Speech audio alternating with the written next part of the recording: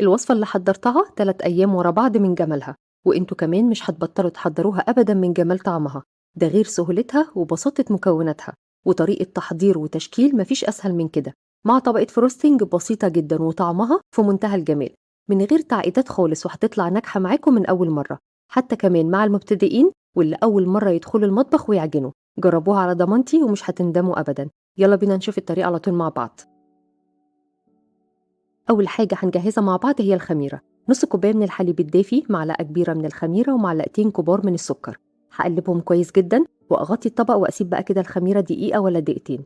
أنا هستخدم العجان وتقدروا طبعا تعجنوا بإيديكوا. هستخدم كده بيضاية واحدة بدرجة حرارة المطبخ مع معلقة صغيرة من الخل. هقلب كويس قوي، أرجع أضيف الخميرة وأقلب كويس جدا. نيجي بقى البطل الوصفة، نص كوباية من بيوريه القرع أو بيوريه اليقطين، وطبعا حضرناه مع بعض قبل كده، هسيب لكم اللينك في التعليقات. احط كده بيوريه القرع وابتدي اقلب كويس جدا جدا، وكده خلاص المكونات السائله بقت جاهزه. نسيبها بقى على جنب، ودلوقتي نحضر المكونات الجافه. هجيب كده طبق كبير وهضيف عليه 4 كوبايات كبار من دقيق متعدد الاستخدامات. انا نخلته مره وديت المره التانيه. مهم جدا ان احنا ننخل الدقيق. هضيف عليه معلقه صغيره من القرفه ونص معلقه صغيره من القرنفل البودر، مع رشه بسيطه من جوز الطيب، وطبعا تقدروا تستغنوا عنها.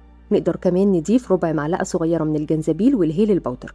هقلب بقى كويس جدا علشان البهارات تتوزع كويس جدا في الدقيق. نبتدي بقى دلوقتي نشغل العجان بتاعنا، وطبعا هنستخدم أداة العجن. الأول كده هشغل العجان على سرعة هادية، وطبعا هنبتدي نضيف الدقيق شوية بشوية زي ما انتوا شايفين كده. حتى لو هتعجنوا بإيديكوا برضو هتضيفوا الدقيق شوية بشوية. هنزل بقى الجوانب علشان العجينة تلم كلها مرة واحدة. أنا عجنت لمدة كده دقيقتين بالكتير. بعد كده هضيف 3 معالق كبار من الزبدة الطرية جدا، لازم تكون بدرجة حرارة المطبخ. أحط كده الزبدة وبعد كده أعجن مدة ما تقلش عن 8 دقايق. علشان نحصل على أحسن نتيجة للعجينة لازم المدة ما تقلش عن 8 دقايق. العجينة كمان لازم تكون بتلزق سنة بسيطة جدا جدا، بس المهم إن احنا نعرف نمسكها. علشان كده هدهن إيدي بدهنة بسيطة جدا من الزيت، وابتدي بقى ألم العجينة بتاعتي. شوفوا بقى العجينة عاملة إزاي، في منتهى الجمال، طرية جدا وقوامها ناعم جدا جدا، ولونها في منتهى الجمال، وريحتها كمان وهي لسه عجينة جميلة جدا. شوفوا عاملة إزاي. هجيب كده طبق كبير وهحط فيه يا دوبك نقطة بسيطة جدا من الزيت، وأوزع الزيت كويس قوي. وبعد كده هشكل العجينة على شكل كورة، أحطها في الطبق وبرضو أدهن وشها بالزيت، وبعد كده أرجع أغطيها بالاسترتش راب. أرجع كمان أغطيها بفوطة نظيفة وأسيبها بقى كده تخمر ساعة أو ساعتين، المهم إن حجمها يتضاعف. على بال بقى ما العجينة تجهز معانا هنحضر مع بعض الحشوة. معايا نص كوباية من الزبدة، لازم تكون طرية جدا جدا زي ما انتوا شايفين كده. هضيف على الزبدة نص كوباية من السكر البني أو السكر الأبيض، مع معلقة كبيرة من القرفة. القرفة مكون أساسي في الحشوة. أقلب بقى كويس جدا جدا، بس أنا حسيت إن اللون فاتح شوية، فهعزز اللون بمعلقة صغيرة من الكاكاو الخام الغير محلى، وتقدروا تستغنوا عنها. كده خلاص الحشوة بقت جاهزة. نجهز بقى الفروستنج.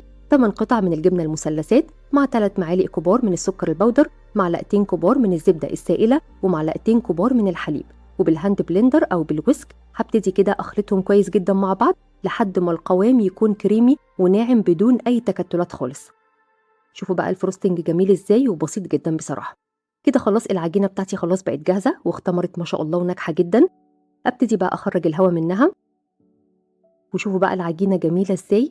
كل الخيوط ديت بتبين ان العجينة اختمرت مدة كويسة جدا جدا. العجينة حقيقي طالعة في منتهى الطراوة. الكاونتر اللي انا هشتغل عليه رشيته كده برشة حلوة من الدقيق، لان انا سبق وقلت لكم ان العجينة بتلزق سنة بسيطة. هرش كمان على العجينة كده رشة بسيطة من الدقيق، حتى كمان النشابة همسحها بمسحة بسيطة من الدقيق. وابتدي بقى افرد العجينة بتاعتي على شكل مستطيل، السمك بتاعها هيكون متوسط، لا رفيعة قوي ولا سميكة قوي. شوفوا بقى العجينة مظبوطة ازاي، مش عاملة زي الاستيك خالص. انا فردتها كده على شكل مستطيل، وبعد كده اجيب بقى الحشوة وابتدي اوزعها كده بشكل عشوائي علشان اعرف بس افردها كويس قوي. ونبتدي بقى نفرد الحشوة بتاعتنا على كل العجينة اللي انتوا شايفينها. كده خلاص فردت الحشوة كويس قوي، وبعد كده ابتدي بقى الف العجينة بتاعتي على شكل رول. هتلاقوا العجينة حلوة جدا تحت ايديكوا، علشان كده هتتشكل بمنتهى السهولة. اهم حاجة واحنا بنلف رول نظبط كده الرول من الجوانب ومن النص علشان الحجم كله يكون واحد.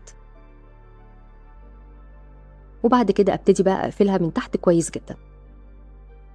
انا هجيب الصينيه بتاعتي وحطيت فيها كده ورق من الزبده بطريقه عشوائيه، وبعد كده السكينة دهنتها بدهنة بسيطة من الزيت علشان ما تلزقش كده في العجينة، وابتدي كده بقى أقسم الرول من النص بالظبط، الطرفين يكونوا قد بعض بالظبط. اخد بقى كل طرف واقلبه كده على ظهره، وكل الطبقات اللي جوه ديت هي اللي تبقى باينة من فوق.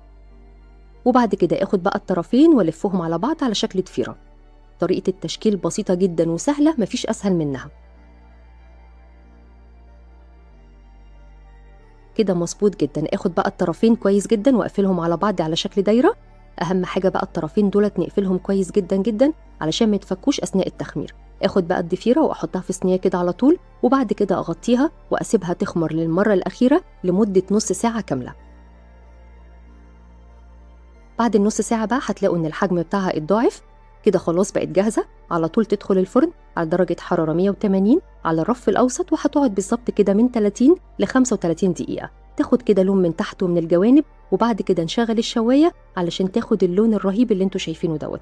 نقدر كده نختبرها بستك أو بسكينة تكون رفيعة من جوه. مادام طلعت نضيفة يبقى كده العجينة بتاعتنا استوت وبقت مظبوطة جدا. طبعا أنا مش قادرة أوصف لكم ريحتها كانت جميلة قد إيه، وطرية جدا جدا. على طول بقى وهي سخنة هنوزع عليها الفروستنج على طول. شوفوا بقى المنظر دوت، يا نهار أبيض، جميل جدا جدا.